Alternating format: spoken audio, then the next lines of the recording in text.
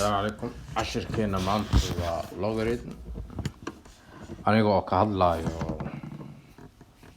aasaaska logarithm. Okay, markaan ka hadlayno logarithm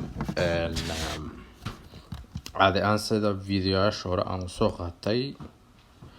waxaa muhiim ah waxyaabo kooban laakiin caadi ahaan hadda ugu hadlo logarithm sababta loo isticmaalo waxay tahay fududeyn markii la rabo in tiro weyn oo weyn arabta inaad qortid inaad fududeyso. Hadda for example logarithm log oo basekeeda yahay 2 oo 8 ah maxay la mid noqon kartaa waaye jawaabtaas waxay tahay maxaa 2 dul saari kartaa si 8 u noqoto waa 3 soma. sababtay ku noqotana waxa waaye 2 dii lagu dhufto 2 waxaa helay tirada 8 right. marka intaan waxa isku noqon 2 la kordhigay 3.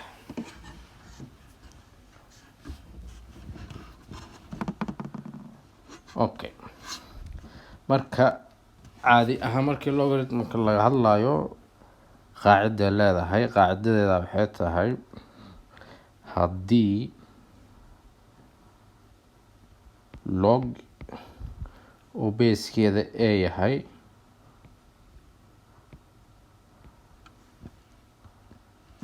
tanna b tahay marka waxay noqonaa tani waxay ka dhigan tahay maxaa ama text ahaan aan qoraa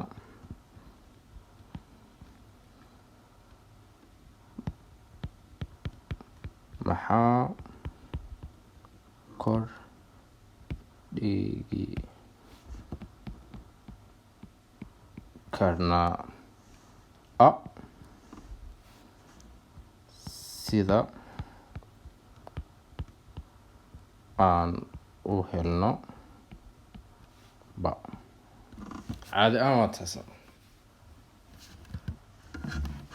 marka taas waxay ka dhigan tahay maxaa kor dhigi karnaa x saa u helno ba fahant.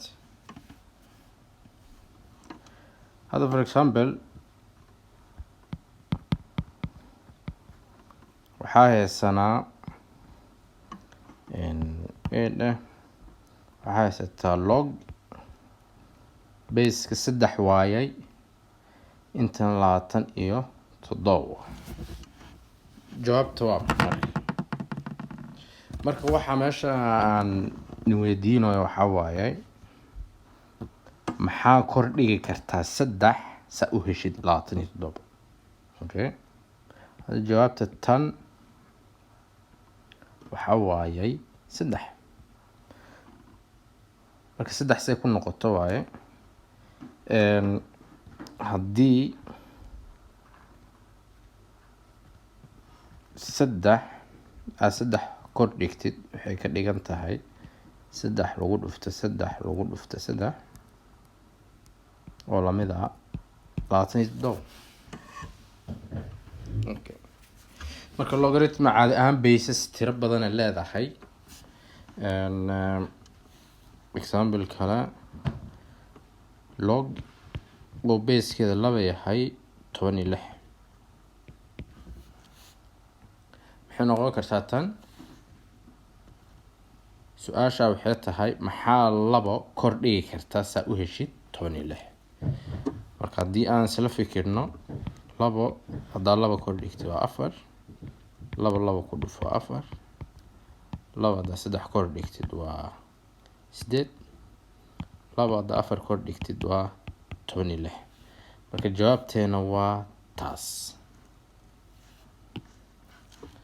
jawaabteena waa 4 marka fududeyn aan sameeyaa jirto maadaama basiska ay kala duwan yihiin tirooyin badan oo kala duwan ay noqon karaan waxaan dhahaynaa caadi ahaan baseka log markuu 10 yahay waxaan usoo gaabinaa lg okay marka taas waxaa u isticmaalnaa caadi ahaan waxaa rabtaa inaad ogaatid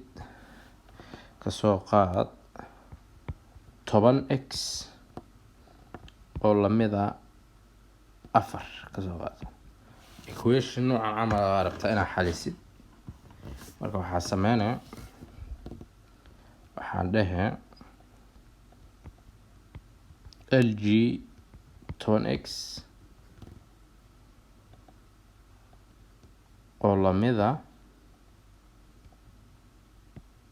lg 4 ama haddaa si kale u qortid waa ogtahay inuu baseka yahay 10 waxaad dhihi kartaa log haddaa si kale u qorno 10 oo 4 marka waa ogtahay maxaa 10 kor dhigi karta saa u heshid 4 maxaa 10 kor dhigi karta saa u heshid 4 marka haddaa isticmaashay calculatorka caadi ahaan jawaabta helaysid waxaa waaye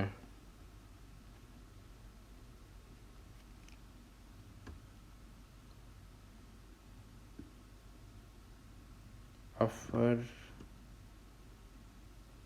okay jawaabta aan helnay marka calculator isticmaashid waa eber dhibic 602 fahmt taasi waxay ka dhigan tahay x waa eber dhibic 602 waxay ka dhigan tahay haddii 10 aad kor saartid ama kor dhigtid 602 eber dhibic 602 oo taas waxay la mid noqon kartaa la mid tahay 4 isoo dhaweyn marka waa fahanteena u maleynaa basic iyo sida loo qoro hadda taa waa iska basic soo video ugu dheeraan halana ku joojina